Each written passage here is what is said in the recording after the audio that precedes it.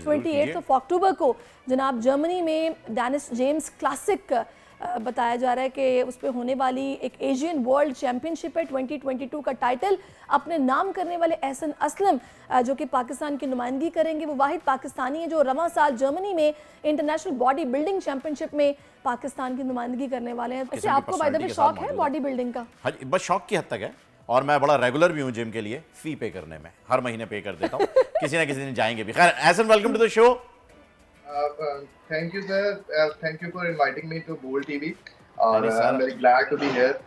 Sir हमारे लिए बड़े फख्र की बात है आप डेनिस जेम्स में जा रहे हैं और इंशाल्लाह ज़रूर वहाँ पर जीतेंगे भी। दुनिया का सबसे बड़ा मुकाबला जो है इसे तस्वुर किया जाता है, माना जाता है, और जो डेनिस जेम्स में चला जाए वो फिर बेहतरीन तनसाज होता है। तो अपने बारे में ज़रा ये बताइएगा कि ये सफ़र शुरू कैसे हुआ, क्योंकि मुझ जैसे बहुत सारे लोग हैं जो जिम जाना तो चाहते हैं लेकिन जा नहीं पाते। तो कोई मोटिवेशनल स्पीच अगर आपकी मिल जाए, स्टोरी अगर आपकी ऐसी हो कि मज़ा आ जाए भाई, और कल से ही हम कहेंगे यार बस अब जिम जाना है।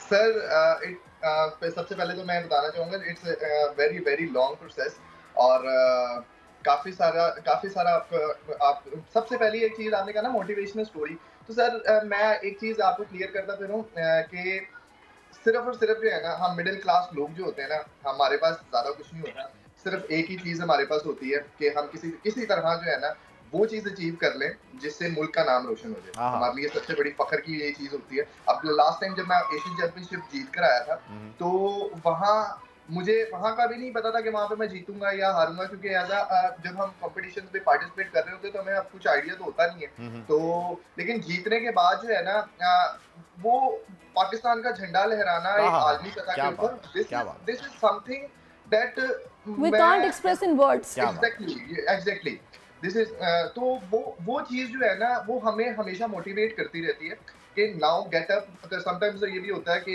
अब जैसे डाइट जब हम कर रहे होते हैं तो दिल भी नहीं करता समटाइम्स जाने का जिम, लेकिन एक चीज जो है वो हमें हमेशा मोटिवेट रखती है कि नहीं, उठो, कुछ करना है और बस आपने जो है ना मुल्क के लिए जो है वो स्ट्रगल करते रहना। उठ बांध कमर क्या डरता है, फिर देख खुदा क्या करता है। अच्छा वैसे एक बात आपको बताऊं एहसन, ये शौक भी कुछ सस्ता नहीं है। आपने मिडिल क्लास तबके की बात की है, तो एक गरीब बंदा तो ये भी अफोर्ड नहीं कर सकता। इसके लिए आपको डाइट अच्छी रखनी पड़ती है, अच्छी खुराक होगी, फिर जिम के पैसे आपको अलग पे करने हैं, इंस्ट्रक्टर को अलग पे करने हैं, तो ये इतना आसान नहीं है। जरा कुछ अपना बताएगा, आपको ये शौक पैदा कैसे हुआ, फिर आपने इसमें जो मेहनत की है, आपकी रूटीन लाइफ क्या है?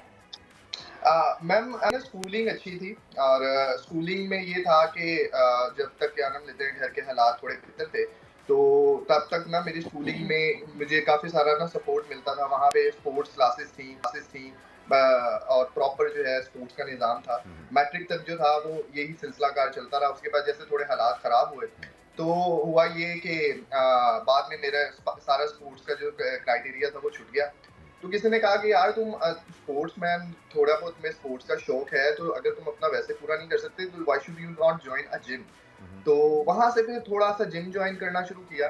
तो आप लगा लें कि ये 2012 की मैं बात बता रहा हूँ कि जब मैंने जिम जो है वो इनिशियल स्टेज के ऊपर स्टार्ट किया था और फिर आहिस्ता आहिस्ता करते 2018 में मुझे याद है कि मैंने जो है बहुत ही डिविजनल लेवल के ऊपर जो है वो कंपटीशन में पार्टिसिपेट करना स्टार्ट कर दिया था। जबरदस्त। तो यस डेफिनेटली वेरी मतलब कि बहुत सारा खर्चा, जैसे कि आपने बताया, बहुत सारा खर्चा और बहुत सारे पैसे जो है वो रिक्वायर्ड होते हैं।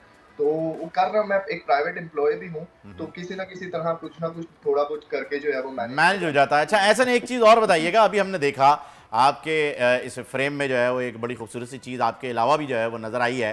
तो मुझे ये बताइए कि भाई किसी शायर से पूछो ना शायर क्यों बने? ऐसा बेवफाई की वजह से शायर बन गया, भाई दिल टूट गया इसलिए बन गया।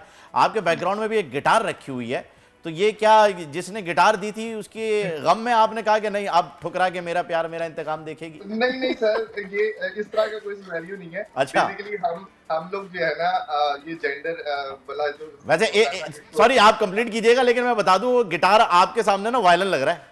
हाँ, मेरा बेसिकली मेरा है भी नहीं, मेरे छोटे भाई का है। अच्छा। और मैं जो है इस चीज में कभी बिलीव भी नहीं करता हूँ कि लाइक आप किसी इंसान के लिए जो है वो इस तरह की चीजों में पड़ जाओ। बहुत सारे लोग जो है वो मैंने काफी सारे पाकिस्तान के अंदर ऐसे लोग देखे जो भी कहते हैं कि हमारा दिल टूट गया तो हमने। अच्छा चलें, आपका दिल नहीं टूटा लेकिन आपको शौक तो होगा ना, अगर आप बजाते हैं तो आप बजा के हमें दिखाइए ताकि हम देखें आप में और कितना टैलेंट है। हाँ, मैं नहीं बजाता हूँ, this belongs to my younger brother. Okay, तो उसका है। No problem. मुझे ऐसा लगता है ऐसे किसी बॉडी बिल्डर का दिल भी टूटे ना, तो वो जो है वो कोई आड़ी टेढ़ी चीज़ों में नहीं पड़ता कि यार दोस्तों के साथ संगत में, बुरी संगत में पड़ गया। वो जाएगा, वो बोलेगा यार प्रोटीन का डब्बा दो भाईजान मुझे। हाँ, प्रोटीन। अच्छा, अब प्रोटीन की बात निकल आई है तो सप्लीमेंट पे भी बात कर लेते हैं ऐसा, क्योंकि बगैर सप्लीमेंट के तो ये सभी जानते हैं कि इतने ज़बरदस्त शेप के साथ आप रेडी नहीं हो सकते हैं, क्योंकि नेचुरल सोर्स पे आपको वो सारी न्यूट्रिशंस नहीं मिल पाते।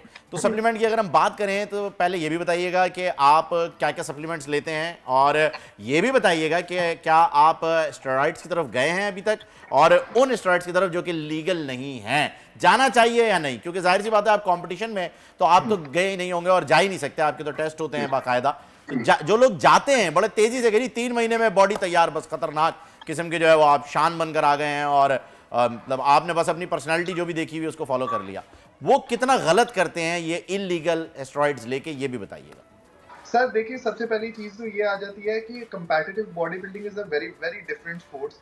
तो यहाँ पर सप्लीमेंट्स और स्टीरॉइड्स ना 2 डिफरेंट चीजें हैं। अब सप्लीमेंट्स की अगर बात की जाए तो yes, I take a lot of supplements, जैसे आपका प्रोटीन शेक हो गए, उसके बाद आपके मल्टीविटामिन हो गए, और ये वो चीजें हैं जो आपको किसी भी लोकल दुकान से भी, किसी भी अच्छी दुकान से जो है वो आपको मिल जाएंगी। कोई भी ऐसी चीज जो है ना जो आपको इजीली एक्सेस हो जाती है, वो समझ लें उसका इतना साइड इफेक्ट नहीं होते हैं। तो मतलब कि अगर आपके नॉर्मल गोल्स हैं, ठीक है, तो यू कैन टेक सप्लीमेंट्स।